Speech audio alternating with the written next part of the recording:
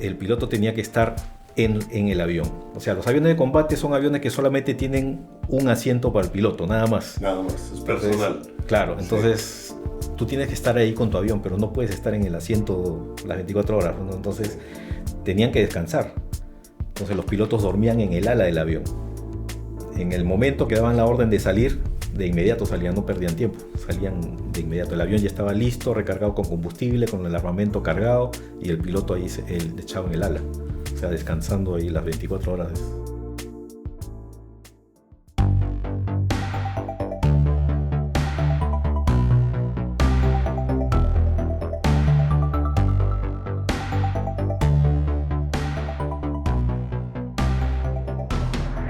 Bienvenidos a uno más de los podcasts de Siguiente Página. Y en esta ocasión es para mí un honor y un privilegio tener a un buen amigo, al coronel de la Fuerza Aérea de Perú, el coronel Carlos Valdivia. Bienvenido, Carlos. Muchas gracias, Palemón. El placer es mío. Un gusto estar contigo acá departiendo estos momentos y intercambiando unas cuantas ideas acerca de tu libro que recientemente has sacado, Héroes Anónimos. Así es, Héroes Anónimos, que es el primero de la colección y en el cual, Carlos, tú has sido parte de una sección donde hablo de la guerra, donde hablo de algunas cosas. El haber platicado contigo me inspiró, me ayudó a entender muchísimas cosas en relación a lo que es el ejército, lo que es la formación de un soldado. Si alguien conoce soldados, eres tú, ¿verdad? Y la gente como tú que está en posiciones, en relación a los principios espirituales que rigen este mundo, que rigen realmente el universo. Bueno, sí, o sea, yo como te comentaba, hay mucha relación entre lo que es una organización militar, la vida militar y la vida religiosa también, ¿no? O sea, tienen mucha similitud en cuanto a su formación, en cuanto a la disciplina, la estructura y el fin, que al final es la comunidad, la gente nuestra, ¿no? Es muy interesante, el fin es la comunidad, la gente nuestra. Tú me decías que hay un espíritu de servir, ¿verdad? Sí. Es claro, es la vocación de servicio que tiene todo servidor de la patria, todo miembro de una fuerza armada, ¿no? La vocación de servicio, sí. A favor de un pueblo. A favor de tu gente, de tu pueblo, sí es. Algunas veces con servicios sociales, de ayuda. Claro, principalmente y desde el desarrollo de la historia, la misión principal de una fuerza armada es la defensa de la soberanía, la defensa nacional, ¿no? Eso con el tiempo ha ido evolucionando y ahora ya no hay tantas guerras. Más que todo, siempre vamos a estar en defensa de nuestra patria, pero sobre todo las funciones de una organización militar van más allá de eso. O sea, está la seguridad nacional, pero también está el apoyo al desarrollo socioeconómico de un país. Estamos para apoyar a los organismos o las poblaciones que están de repente alejadas de las grandes ciudades, no tienen ese apoyo de repente del gobierno, y es ahí donde entran las Fuerzas Armadas a apoyar al desarrollo. O también de repente en casos de desastres naturales y nosotros ponemos a disposición de esta gente siniestrada todos nuestros medios, ¿no? Aviones, helicópteros, movilidades terrestres y la fuerza de nuestros soldados, nuestra gente que va a apoyar a esa gente, ¿no? Esto es muy interesante porque, como decías, hay una gran similitud de cómo muchas organizaciones cristianas o muchas organizaciones que creemos en Dios, en un momento de una catástrofe hay recursos económicos y hay recursos personales, hay muchos voluntarios que van a ayudar. Sin ningún fin de lucro, o sea, nosotros no lo hacemos por un interés económico, ¿no? Es por esa voluntad de servir que es la que tenemos, ¿no? La última vez que nos vimos para mí fue de mucha enseñanza, porque hay una parte en el libro donde yo hablo de que estamos en tiempos de guerra. Así es. ¿Sí? Sí. y hablo de que las potencias de los cielos serán conmovidas. Y entonces que eso fue algo que dijo Jesús en los evangelios, que dentro de las señales, que las potencias de los cielos serían conmovidas. Entonces, hay una guerra espiritual que se manifiesta aquí en la tierra. Y muchos de los problemas que vemos en esta tierra es por la lucha espiritual. Entonces, algo que yo quise hacer dentro del libro fue sacar el pasaje de Efesios de la guerra, y donde decía que sobre todo usar la espada del Espíritu, que es la palabra de Dios. Entonces, quise tomar una fotografía de una Biblia de Gordon Lindsay del Museo de Cristo para las Naciones, y pensaba en una espada. ¿Quién tiene una espada? Y me acordé de ti, porque tuve el honor de casarlos, a ti y a Hilda. Y cuando yo te vi vestido con tu uniforme de gala, impresionante. Y también cuando me acordé de tu espada.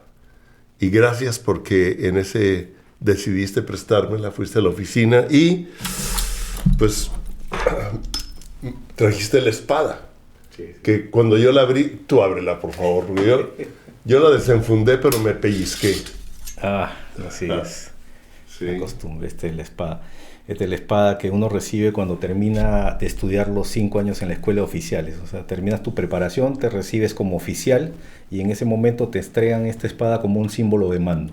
Como un símbolo de mando. Claro, así es. La espada actualmente ya no es lo que antes era el pasado, un arma, sino más que todo es un símbolo que representa el mando que te está siendo conferido. Es interesantísimo. Sí. Sí. El seguro. ¿Tiene un segurito acá? Sí, ándale. Con razón yo me pellizqué, man. Yo me acuerdo que la desenfundé y vi la engrabación que tiene. Tú dijiste que es un acero de alemán. Sí, estas espadas son hechas en Alemania. En Alemania. Sí. A mí me encantó. Me gustaría que la pudieran ver quienes están en el audio. No la pueden ver como ahorita que estamos aquí en el video también. Pero si tú estás en el audio, te recomiendo comprar el libro de Héroes Anónimos, Tiempo de las Águilas, porque resulta que la empuñadura es un águila. Y yo no me había dado cuenta hasta después, Carlos. Sí, lo que pasa es que tiene mucha relación con nuestro ámbito de operación, que es el aire. El aire. El aire, claro. Nosotros como Fuerza Aérea, nuestro ámbito de operación es la protección del espacio aéreo del país, ¿no? El espacio aéreo. Fíjate que debes de saber, porque tú conoces a Cristo, conoces las Escrituras, que dice a Jesucristo le llama a Satanás el príncipe del aire. ¿Sí? Entonces, porque en los cielos es donde está la guerra. Y qué casualidad, entre comillas, ¿no? Qué interesante que esta entrevista es con un coronel de la Fuerza Aérea del Perú, o sea, encargados del aire, o en el aire, ¿no? Para defender. En nuestro ámbito de operación dentro de lo que es la defensa del territorio nacional. Me gusta como dijiste, nuestro ámbito de operación. Así es.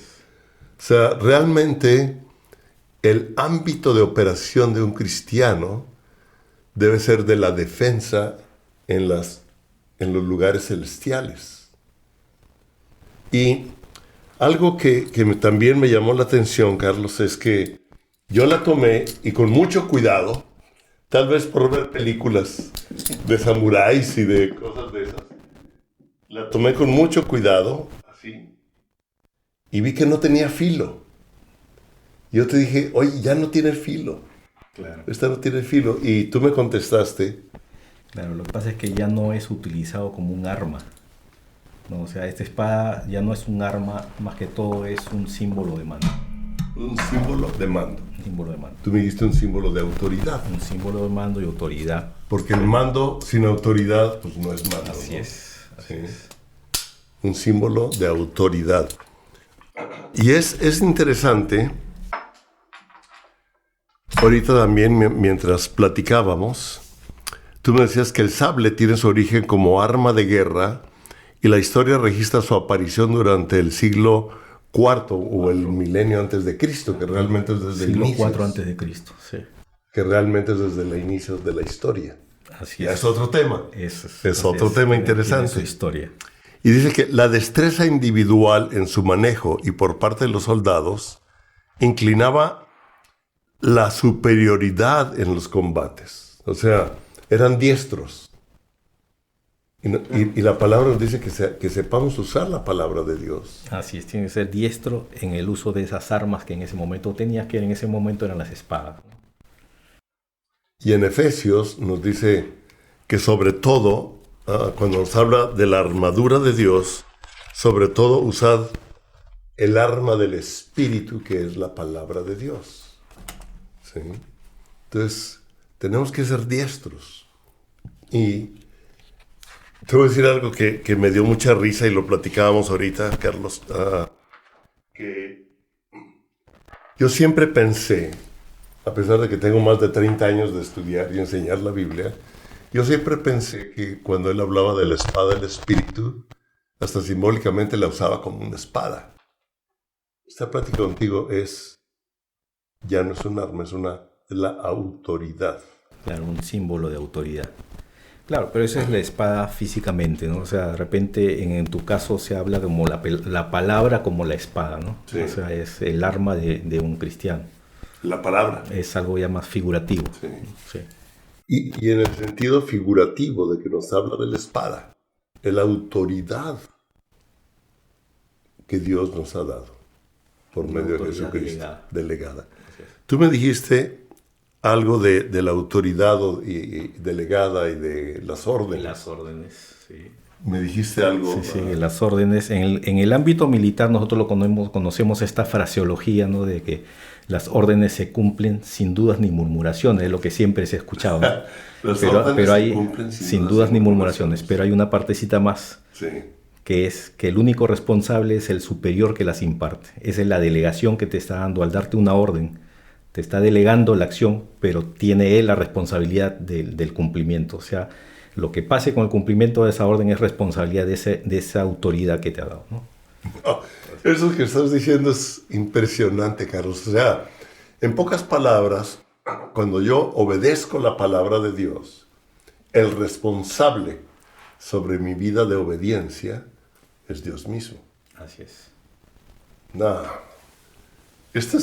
Yo no sé si los que están escuchando o viendo puedan captar esta revelación de que cuando Jesús dijo, toda autoridad me ha sido dada en los cielos y en la tierra. Por lo tanto, vayan y hagan discípulos a todas las naciones, bautizándolos en el nombre del Padre, del Hijo y del Espíritu Santo.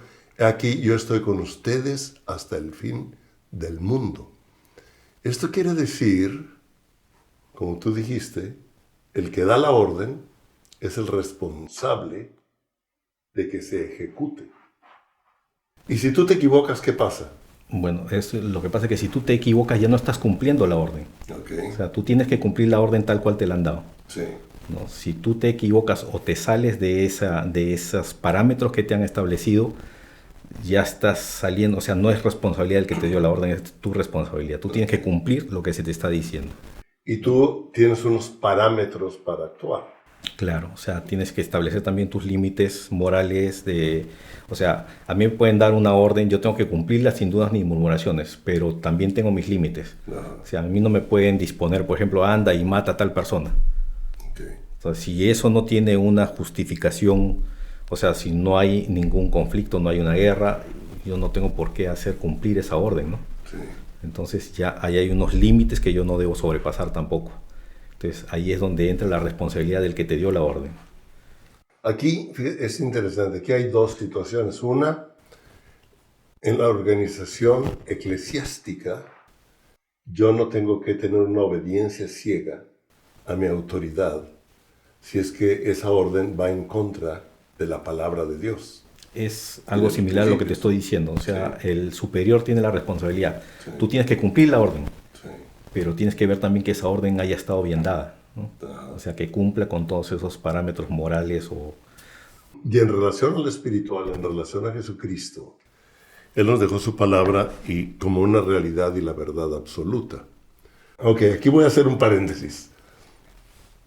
Tú me hablaste de un soldado, de los soldados, y tú me mencionaste, en algún momento Perú tuvo un conflicto de guerra o de posible guerra, creo, con Ecuador, creo que me dijiste, ¿no? Sí, teníamos un problema limítrofe que no estaba bien definido y hubieron un conflicto focalizado en esta zona de frontera. O sea, no se llegó a una guerra declarada, pero sí hubieron enfrentamientos terrestres y aéreos también.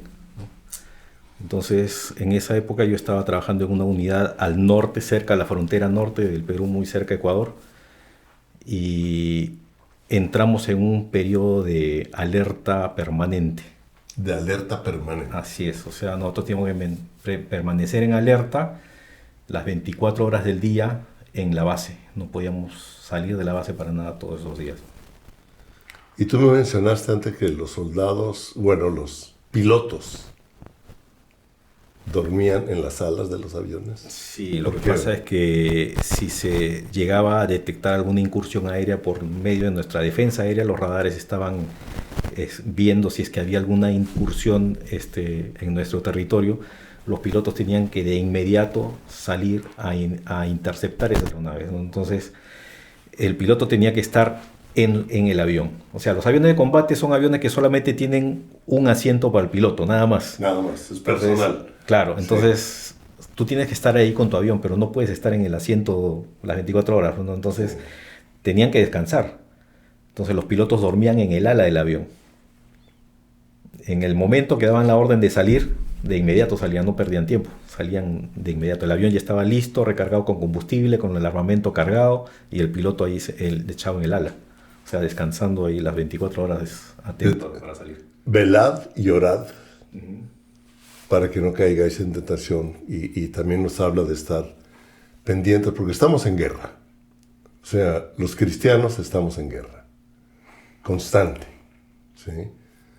Inclusive lo menciono aquí en el libro, de que en el momento en que tú decides, o yo decido, cualquier persona decide aceptar a Cristo como su Señor y su Salvador y comenzar a caminar, a entender la Biblia, su palabra y actuar, en ese momento tú ya estás fichado en el reino de tinieblas.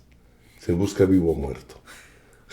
ya estás en zona de conflicto, sí. En zona de alerta, como decías tú. Sí. Entonces es muy interesante. Ajá. Velad, o sea, dormían sobre las alas y el avión es individual. Claro, claro. En el caso de los aviones de combate, como te digo, es un avión que solamente tiene un asiento para el piloto, no va nadie más. Hay otros aviones que son aviones de transporte, aviones bombarderos, en los que de repente la tripulación es más amplia, pero un avión de combate, los aviones de caza, que es la unidad en la que yo trabajaba, solamente va un piloto en ese avión, ¿no? Sí. Digamos que aquí que hay operaciones de grupo, pero podemos hacer una combinación de que la responsabilidad y el estar alerta es personal. Claro. Sí. O sea, yo no puedo estar alerta por ti, pero sí, como grupo, puedo ayudarte y participar en favor tuyo. Claro. Ahora, en este caso, por ejemplo, de estos aviones de combate, el piloto es uno. Sí. Pero no es solamente responsabilidad de ese piloto. Para que ese piloto pueda salir a volar, hay toda una estructura de apoyo. O sea, están el personal técnico que le tiene ese avión preparado, recargado con combustible. Están los armeros que le han equipado con el armamento y bombas en el avión. Entonces, es toda una estructura de personal que tiene que estar atento las 24 horas para poder darle ese apoyo que necesita el piloto para poder salir en ese momento. Lo podemos relacionar en cierta forma con la organización eclesiástica, de que hay personal de todo. Claro, uno no trabaja solo, o sea, hay toda una organización eclesiástica que está para apoyar a esa gente que está combatiendo el mal, como dicen, ¿no? Ajá. También tuviste esta arma, con el correr del tiempo, o sea, la espada, pasó a ser un elemento ceremonioso que solo portaban o era para uso exclusivo de personas que ostentaban un rango, poder o posición en determinadas agrupaciones sociales, y que al final pasó a ser parte del uniforme militar. Con el desarrollo de la tecnología armamentista fue desplazado y quedó como significado. Me gusta lo que escribiste aquí, como significado glorioso, símbolo de mando y un compromiso de honor.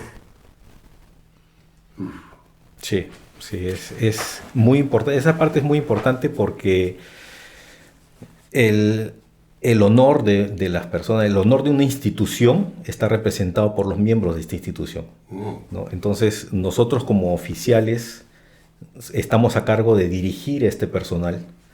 Tenemos la espada como un símbolo de mando, pero el compromiso de mantener ese honor de la institución.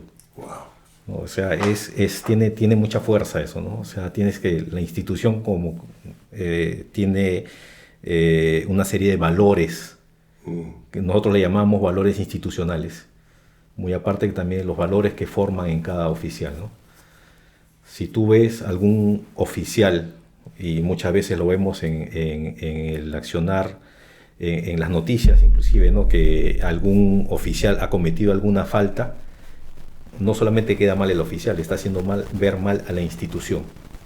Eso es muy importante, por eso es que tienes que tener siempre muy en claro en llevar el alto el honor de la institución.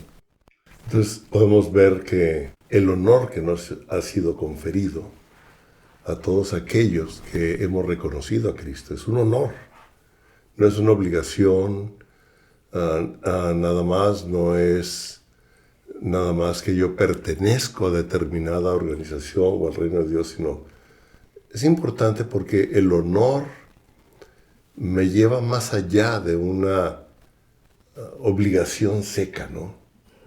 De una obligación sin sentido, sin personalidad algunas veces.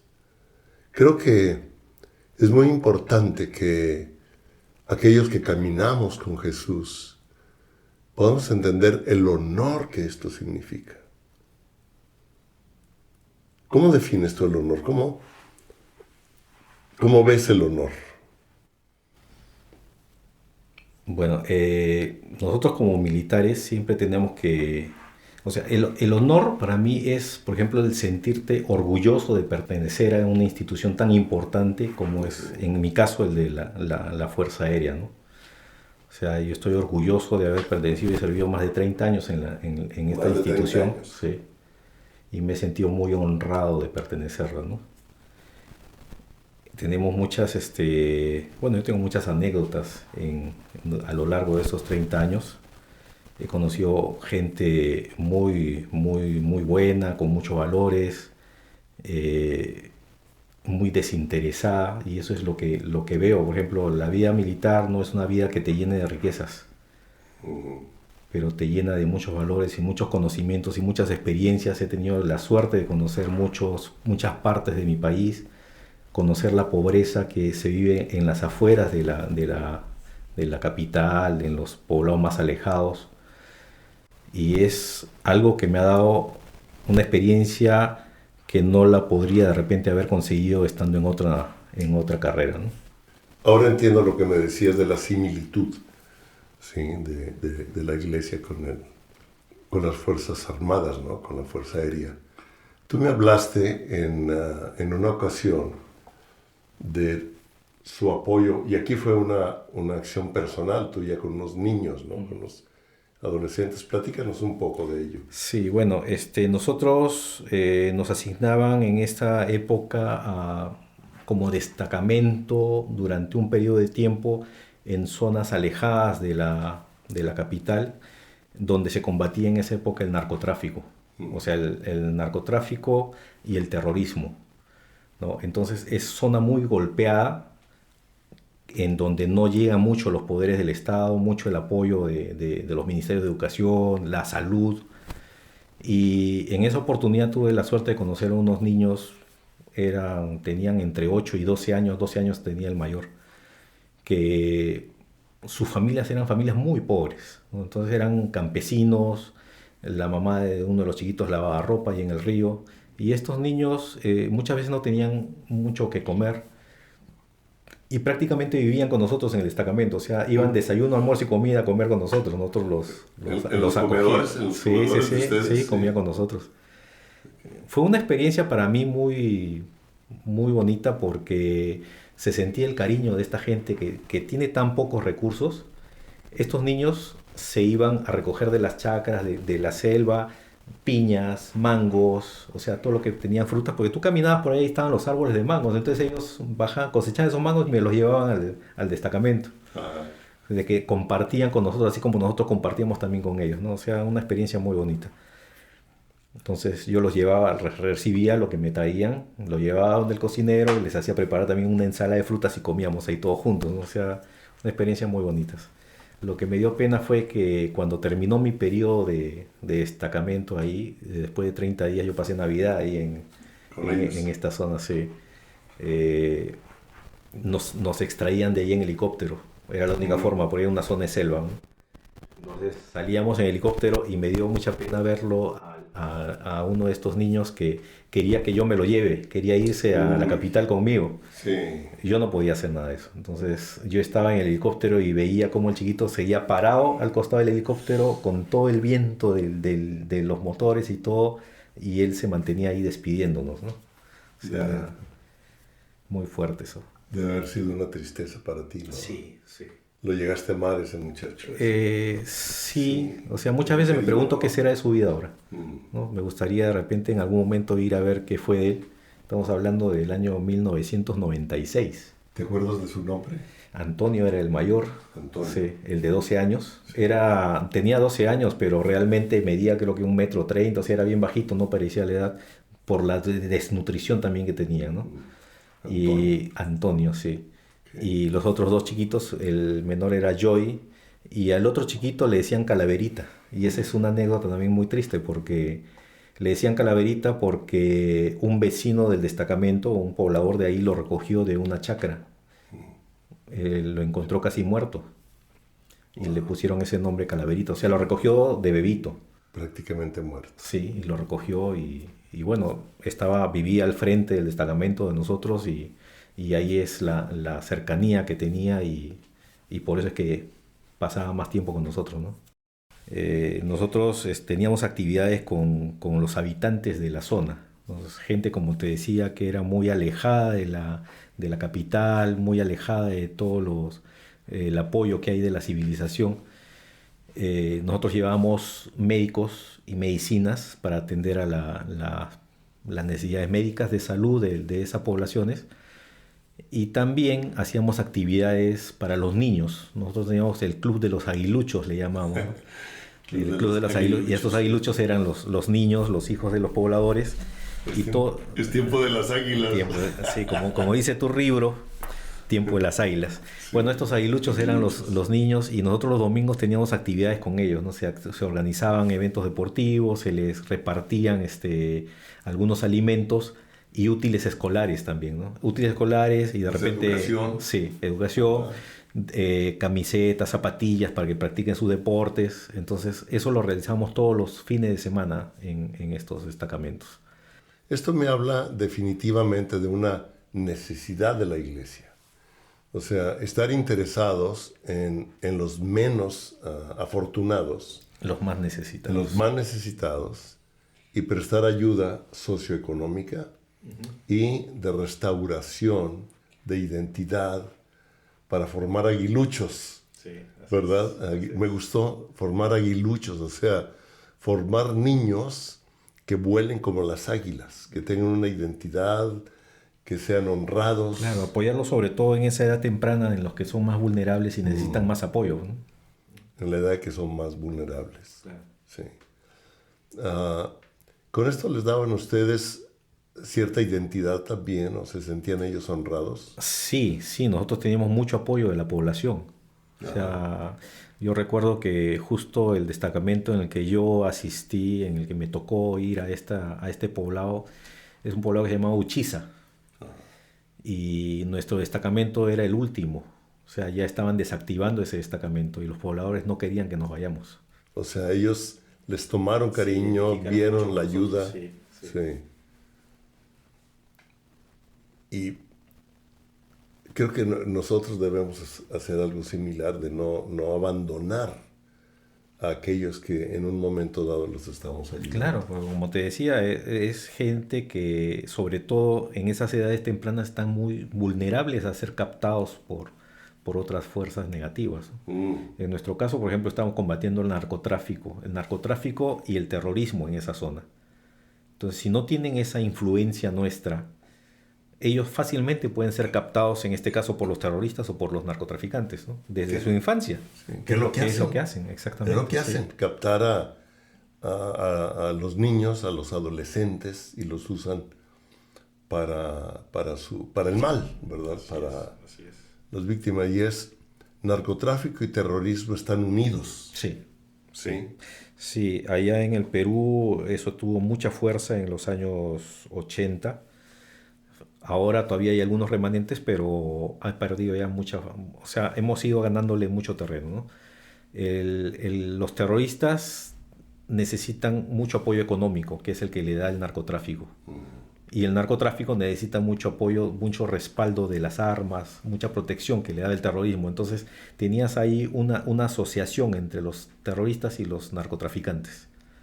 Y yo creo que sigue definitivamente en muchos países, sí, o en muchas áreas. Sí, allá en el Perú todavía se continúa eso, o sea, no se ha terminado. Felizmente ya no está en la capital como estuvo en los años 80. Antes el terrorismo llegó a la capital, ¿no? Y llegaron por ejemplo, dinamitaron un edificio en una de las zonas más privilegiadas de Lima. Habían muchos asesinatos de autoridades. Constantemente se perdía el fluido eléctrico en la ciudad porque los terroristas volaban las torres de alta tensión, entonces ya estaban en la ciudad. Sí. Eso felizmente con el tiempo se le fue ganando y ahorita están focalizados en una zona de un valle. Es una zona bastante extensa, pero es una zona de selva que es difícil de combatir porque el terrorista está mimetizado con la población, o sea, no es mimetizado con la población. O sea, no es alguien que está combatiendo con un uniforme en el que tú ves y dices, este es terrorista, no. O sea, tú entras a una población y no sabes quién es terrorista y quién no. Sí. No sabes quién es narcotraficante y quién no. Pero ellos sí saben quién es el militar porque nosotros estamos uniformados. Entonces es difícil combatirlos, ¿no? Sí, es muy importante lo que dices. Por algo nos dice el Señor que sobre todo tengamos el espíritu de discernimiento, porque ante los ojos no vemos o no distinguimos muchas veces el de malas intenciones, porque es parte de la misma sociedad. Y necesitamos el discernimiento o el radar espiritual, ¿no? Sí. Ahorita que hablabas tú de los radares. El sistema también de vigilancia. Sistema de vigilancia. Y alerta temprana, le llamamos, ¿no?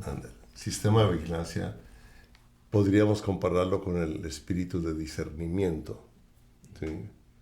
Para estar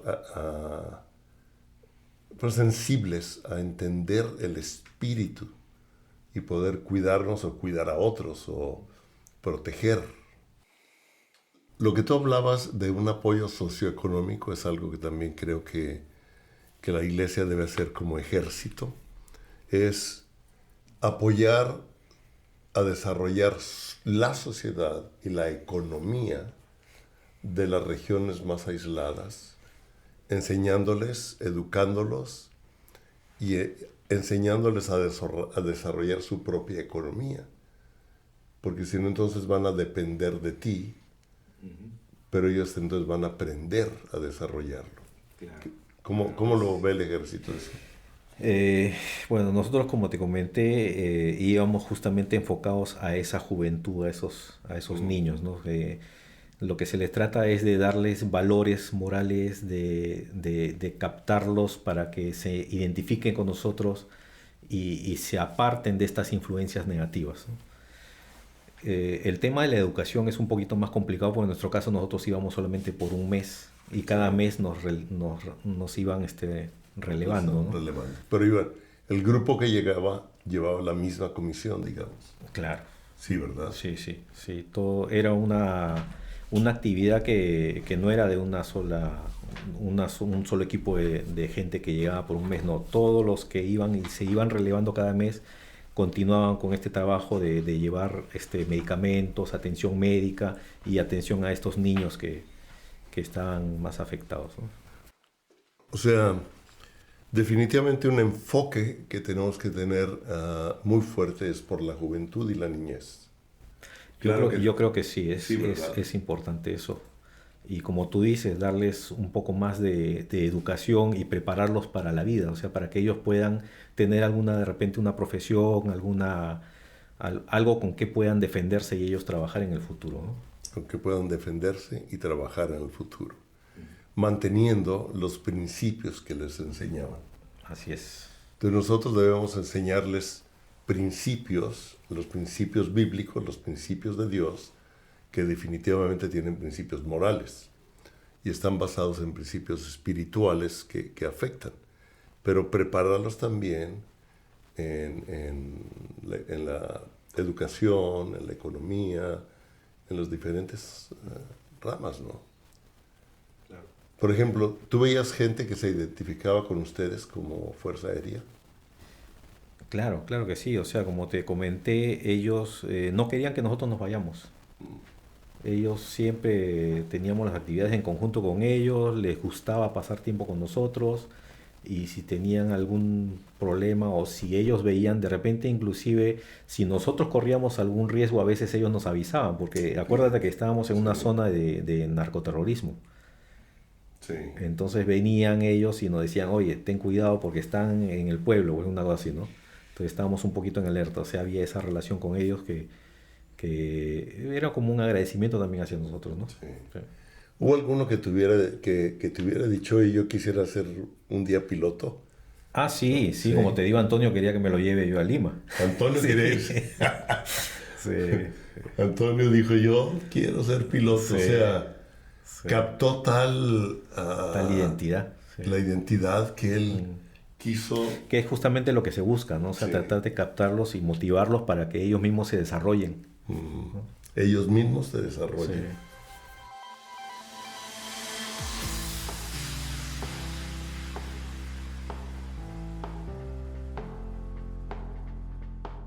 A mí, por ejemplo, no me gustaba solamente darle la orden al personal subalterno, oye, anda, haz tal trabajo, anda, instala tal cosa. A mí me gustaba hacerlo con ellos. Mm. Entonces, por ejemplo, nosotros íbamos a instalar en una oportunidad un sistema de microondas, un radioenlace, en una de estas poblaciones que había en la selva, y había una torre que tenía como 20 metros de altura, Ok. y había que instalar la antena de microondas allá arriba. 20 metros de Sí, altura. sí, sí. Entonces vino un ingeniero y le dijo un chiquillo de estos de la tropa, ¿no? Sí. Un avionero le llamamos nosotros. Le dijo, oye, súbete ahí a la torre y desde ahí fíjate si tienes línea de vista con el otro lugar donde se va a instalar la otra antena, ¿no? Yo me lo quedé mirando y le digo, oye, ¿cómo lo mandas a él? No sabe, pero no sabe nada. O sea, él es un chiquillo que entró a hacer su servicio militar, ¿no? Deja, yo lo voy a hacer. Y yo me subí a la torre. En esa época yo era mayor. Mayor, a partir de mayor, comandante coronel, ya es considerado como un rango de oficial jefe. O sea, alférez, teniente, capitán son oficiales subalternos. Son oficiales, tienen mando, tienen personal a su cargo, todo, pero de mayor para arriba ya son más jefes. Ok.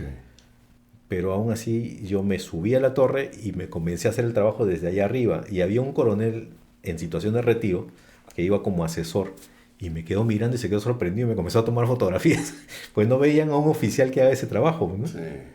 Pero, o sea, a mí me ha gustado siempre hacer el trabajo así. O sea, no solamente darle la orden al personal que lo haga, sino también hacerlo con ellos. Con ellos. Sí. Ser Entonces, parte. sí, sí. O sea, con eso tú le estás demostrando al personal que tú también lo sabes hacer. O sea, que no le das la orden por decir. Y ellos te trabajan más a gusto contigo también. Esto es una enseñanza de liderazgo. Sí. Tú me dijiste que en el ejército se habla mucho de liderazgo. En la iglesia está hablando mucho de liderazgo y me dijiste aquí que lo vamos a poner como una frase tuya o del ejército de Perú. Dijiste, la espada como símbolo de mando militar. Dices, un líder es aquel que conoce el camino, recorre el camino y muestra el camino. Muéstrame. Sí, ese es uno de los artículos que encontré buscando un poco de información, no es mía, Ajá. pero me pareció muy interesante, por eso te la traje.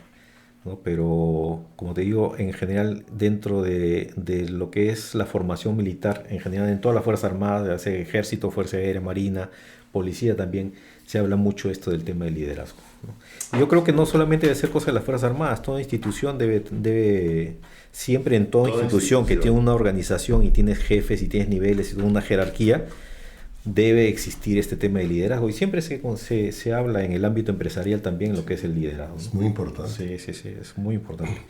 Y a mí lo que me gusta de esta descripción o de esta definición de líder es aquel que conoce el camino, recorre el camino y muestra el camino. Así es, por eso te digo que a mí no me gustaba solamente dar la orden, sino mostrarle y hacerlo con ellos, porque le estás mostrando el camino, lo estás haciendo con ellos. Muestra. Así es. O sea, hazlo. Claro, entonces yo cuando iba a trabajar con ellos, ellos sabían de que yo tenía conocimiento de lo que les estaba diciendo que hagan. O sea, no solamente les decía porque tienen que hacer esto y ya. No, yo lo sé, yo lo puedo hacer con ustedes. Entonces ellos saben que yo les estoy diciendo algo que sé. Es clave. Sí. En el libro, precisamente, donde hablo de la palabra de Dios como la realidad absoluta, que esto también es muy interesante. Cuando estábamos hablando de la espada y de la Biblia y tú me platicabas cosas del ejército y yo te comencé a platicar cosas de Cristo para las naciones y de la vida de Gordon Lindsay, me dijiste algo. Gordon Lindsay era un soldado del espíritu. Uh-huh. ¿Sí recuerdas? Sí, claro. Sí. Entonces, yo escribí algo conforme a lo que tú me dijiste. Y puse, un soldado se entrena con ejercicios, técnicas, tácticas y armamentos con el fin de prepararse para actuar en los momentos de enfrentamiento. Un soldado del espíritu necesita entrenar su corazón en confiar en la palabra de Dios como la verdad absoluta y así enfrentar las decisiones de cada día. Tú me abriste el panorama de un soldado. Claro, es que como todo soldado necesita un entrenamiento. Sí. Necesita ser entrenado, ¿verdad? Sí. Unos alumnos de Cristo para Naciones hace aproximadamente 2 meses, 3 meses, al platicar con ellos, al final me dijeron algo que me impactó. Ya están en la escuela. Y me dijeron, por favor, entrénenos a cómo enfrentar los problemas de la vida actual. Eso me impactó. ¿Cómo los entrenamos? Y yo creo que conocer el camino, recorrer el camino, mostrar el camino es parte de eso. Así es, muy importante. Muy importante, ¿no? Lo que tú me dijiste. Mi esposa da una cita aquí en el libro donde dice, el camino no es un destino. Tú dices, conoce el camino. Uh-huh. Y ella pone aquí, el camino no es un destino. ¿Sí? Y luego tú pones, la verdad no es una filosofía. O sea, recorre el camino, no es una filosofía, es una realidad. Es algo que hay que vivir, que hay que recorrerlo, que hay que vivirlo. Hay que conocerlo. Hay que conocerlo. La vida no es la existencia. El camino, la verdad y la vida es una persona, Jesucristo. Y es algo muy importante, Carlos, lo que tú me estás ayudando a ver, lo que tú nos estás ayudando a ver, a quienes están escuchando, a quienes están viendo este video, que confío en que estén captando lo que estamos aprendiendo por medio del coronel Carlos Valdivia, de sus experiencias como un hombre del ejército, como un hombre entrenado y ahora como alguien que conoce a Jesucristo. Hay algo que cuando comentábamos del libro, donde hablábamos de ideas principales, tuviste ideas... Las ideas fuerza. Ideas claro, fuerza. Sí. ¿Qué me quieres decir con eso? Bueno, lo que yo he podido ver, por ejemplo, en tu libro, en el libro, ¿no? El libro es de que está basado más que todo en ideas fuerza, ¿no? O sea, los puntos sobre los cuales se puede desarrollar mucho más. pero es la esencia de un libro, es lo que he podido ver, ¿no? Lo captaste. Sí, es muy interesante, muy bien desarrollado y como te digo es eso, son ideas fuerza. Es un concentrado de un libro. Fíjate que captaste exactamente nuestro propósito de este libro. No queremos dar toda una explicación, sino ideas fuerza, como ya me dijiste. Claro, sobre la cual de repente uno ya poco a poco puede ir profundizando en cada una de esas ideas, ¿no? Y ya es personal. Claro. Donde tú vas profundizando sobre cada idea que el libro te va hablando. Es una orientación, una guía. Una orientación, una guía, exactamente. Eso es el propósito de los libros. Ya. Dar ideas fuerza. Lo voy a empezar a usar. ¿Se vale? Claro. Ideas fuerza. Sí. Ok. Porque voy a comenzar a usar esas frases que estoy aprendiendo contigo, idea fuerza, que es el propósito de esto. Y yo así lo veo. Como inclusive te decía que a partir de que inclusive hicimos el libro y estudiamos mucho, investigamos, se hizo muchísimo diseño gráfico, artístico, para poder llegar a esto. Cuando yo lo vuelvo a leer, me salen más cosas, a pesar de que nosotros fuimos los autores. Y ahorita que hablo aquí de las fortalezas del enemigo. Yo en el libro hablo de que las fortalezas son los sistemas de pensamiento que dirigen las diferentes esferas de influencia.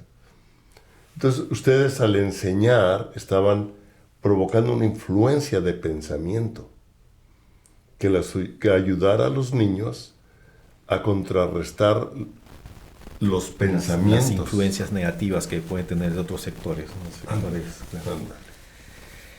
Claro, tú sabes que este tema del terrorismo estaba influenciado por un idealismo muy de extrema izquierda, ¿no? Por un idealismo. Claro, entonces esa ideología sí. es justamente en esos niños, en esas juventudes en las que trata de formarse, ¿no? Entonces, si no hay presencia del Estado, si no hay presencia en este caso nosotros que íbamos a poner un poquito de valores en esos muchachos, pueden ser fácilmente captados por esta otra ideología que a la final les causó tanto daño al país, y no solamente en el caso nuestro de Perú, sino en muchos países, ¿no? En muchos países, o sea, la ideología de los terroristas y de los narcotraficantes, de los políticos corruptos, etcétera, pueden influir o traer una influencia sobre la niñez y la juventud, definitivamente. Así es. Sí. Como lo vemos que hay poblados o inclusive ciudades manejadas por los narcos y los niños y los jóvenes están siendo influidos, influenciados. Claro, muchos niños, por ejemplo, los ven a ellos como ídolos. Como ídolos, porque ¿verdad? es lo que ven, es lo que conocen. Sí. Sí, no tienen otra influencia positiva por otro lado, ¿no? Desgraciadamente es así, o sea, si no hay una presencia activa del Estado, de las autoridades que puedan orientar a esa juventud, es captada por las otras influencias negativas. Sería bueno orar y tratar de ver cómo actúa la Iglesia junto con el gobierno para traer una influencia. No para traer una religión, sino una forma de pensamiento, una forma de ayuda socioeconómica a los necesitados y hacerlo en conjunto. Claro, lo que pasa es que estos temas los vemos, por ejemplo, no en todos los países, ¿no? O sea, hay países más desarrollados en los que no se sufre tanto esta problemática, ¿no? En el caso nuestro, nuestra geografía dentro de lo que es el territorio peruano es muy accidentada, y hay zonas en las que es difícil llegar con todo el apoyo del Estado, ¿no? Sí. Estas zonas de selva, por ejemplo, es un ejemplo, ¿no? Hay zonas en las que no se puede hacer fácilmente, por ejemplo, un tendido de fibra óptica desde la capital hasta la selva. Sí.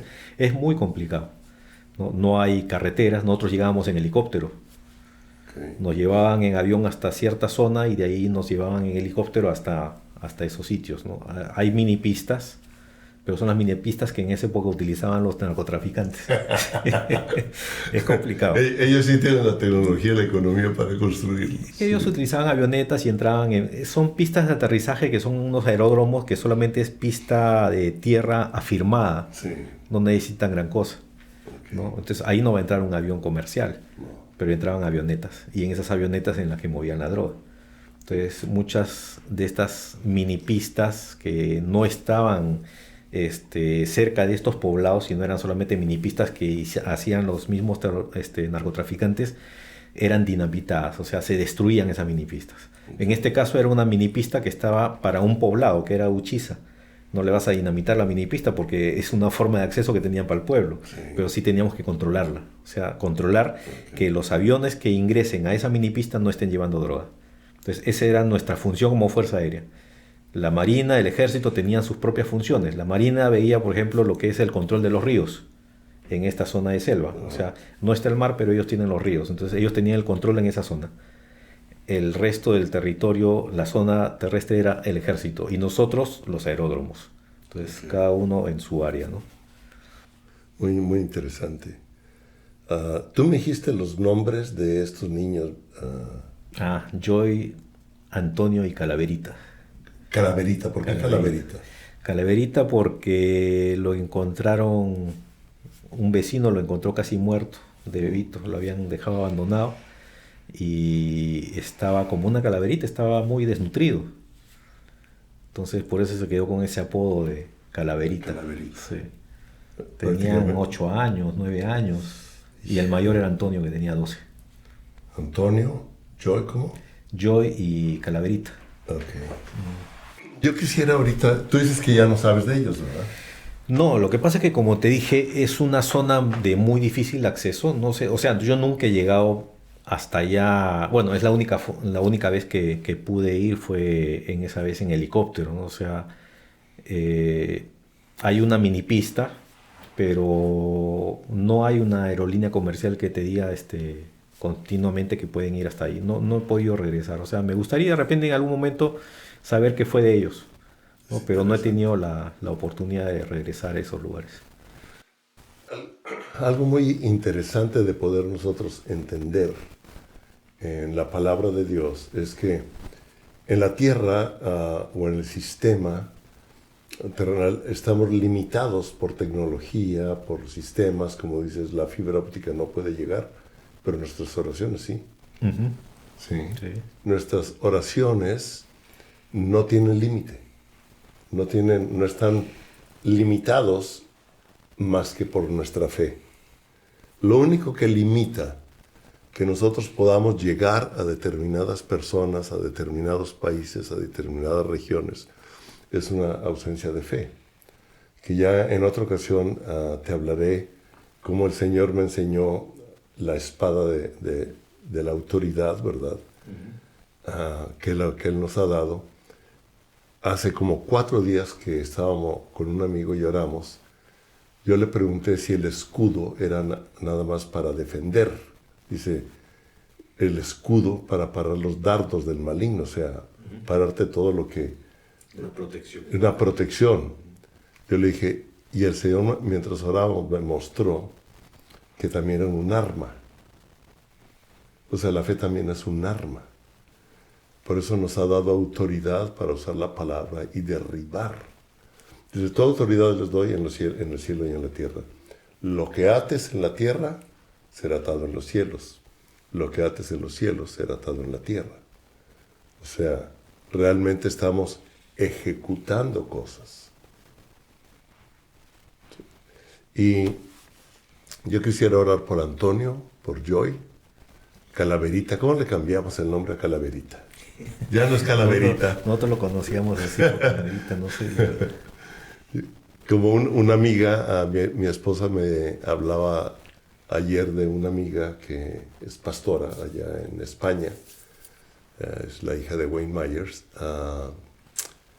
y estaba después de una conferencia desayunando, llegó un muchacho ahí medio desorbitado y pidió sentarse con él, y cuando le dijo, ¿tú de dónde eres? Y el muchacho le contestó, yo soy del Jardín de las Rocas. Y ella le dijo, permíteme tus manos, le dijo el muchacho, ¿no? El joven. Le dijo, yo soy del Jardín de la Vida. Le cambió todo. Y empezó a orar por él. Dice, cómo ese joven salió transformado de ahí. Por lo que le dio como identidad y por lo que oró con él. Entonces, esa es la espada del Espíritu. Y esa es la influencia que le tienes que dar a esas juventudes. A esa juventud. Sí. Quisiera que orar. Vamos a orar. Padre, te damos gracias porque tú nos has dado la autoridad y nos has dado también la fe, Señor, como un arma, no nada más como un escudo, para ejecutar en los cielos lo que nosotros hablamos aquí en la tierra. Y nosotros hablamos, Señor. Carlos no sabe qué pasó con Antonio, Joy y Calaverita. Ok.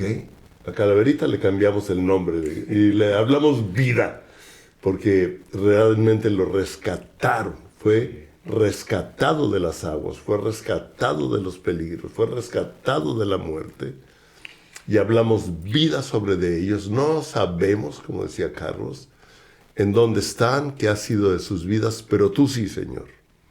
Te pedimos en el nombre de Jesús que donde estén ahorita, tú los separes, les hables, a lo mejor ya lo has hecho, pero que tú afirmes y te reveles a sus vidas.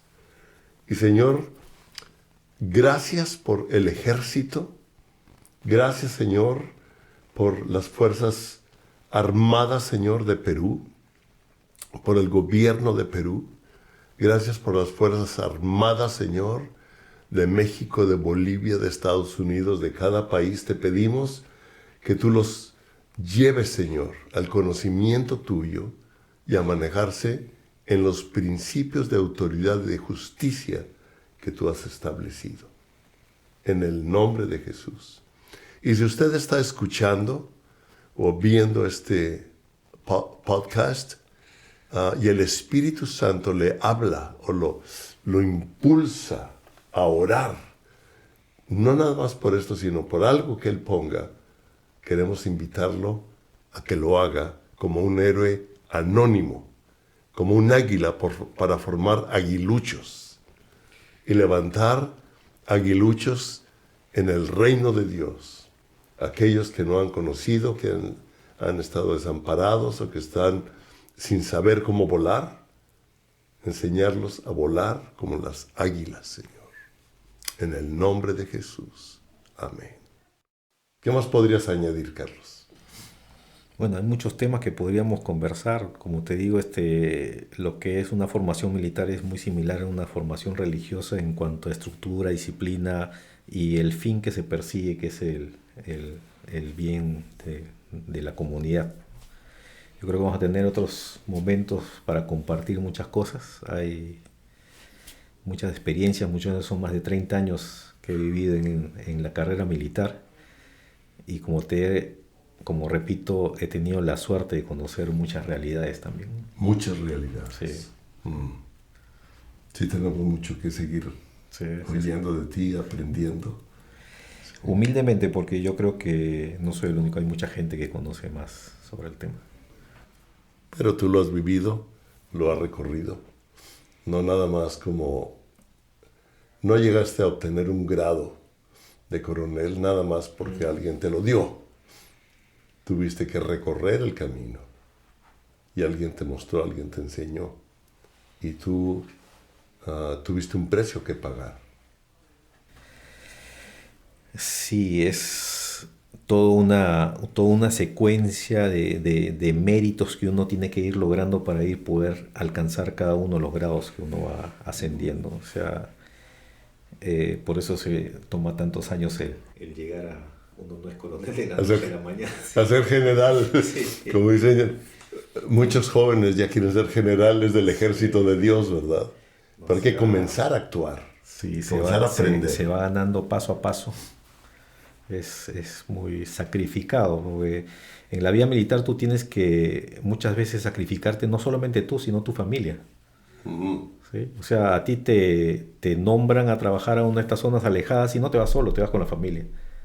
Entonces la esposa, los hijos te apoyan, te acompañan en esa... Ah, sí. Claro que sí. Interesante. Sí. O Pero sea, no abandonas la familia, sino la familia te acompaña. Así es, así es. Entonces el mérito no es solamente de uno. Sí, sea, tú te estás sacrificando de repente por tu patria, estás dejando de repente de vivir en la capital, te vas a trabajar en estas zonas alejadas, pero como te digo, no es tú solo, tu familia te está apoyando, o sea, tu familia va contigo, o sea, es muy importante. Muy interesante, muy interesante. Carlos, pues muchas gracias. No, Creo que gracias a ti. podríamos seguir hablando. Ha sido un gusto tenerte aquí en Siguiente Página, que vamos a continuar haciendo más libros. Algunos tal vez se apliquen también a lo que tú has aprendido. Y pues un agradecimiento. Muchas gracias, Palemón. Estaré pendiente y atento de tus nuevas obras y esperemos que, como comentamos en esta entrevista, se dé mucho apoyo a las juventudes, que es el futuro de todos nosotros.